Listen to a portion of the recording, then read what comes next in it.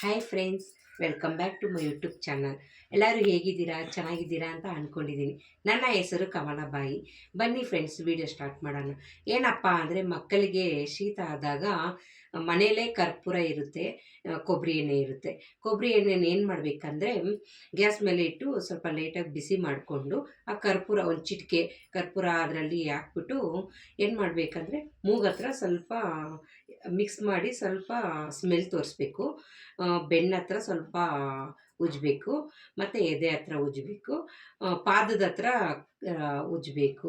ಈ ಥರ ಮಾಡ್ಕೊಂಬಂದರೆ ಕೈ ಹತ್ರನೂ ಉಜ್ಜಬೇಕು.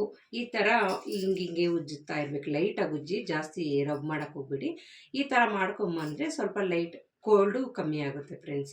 ಸ್ಕಿಪ್ ಮಾಡ್ದಿರ ಕೊನೆವರೆಗೂ ನೋಡಿ. ಏನಪ್ಪ ಅಂದರೆ, ಇವತ್ತಿನ ರೆಸಿಪಿ ಮೆಂತ್ಯ ಪಲಾವ್ ಮಾಡ್ತಾಯಿದ್ದೀನಿ. ಅದು ಹೇಗೆ ಮಾಡೋದಂತ ಆಲ್ಮೋಸ್ಟ್ ಎಲ್ಲರಿಗೂ ಗೊತ್ತೇ ಇರುತ್ತೆ. ಕಸರೆ ಅಂತ ಕೆಲವರು ಮಾಡೋಕ್ಕೆ ಹೋಗಲ್ಲ.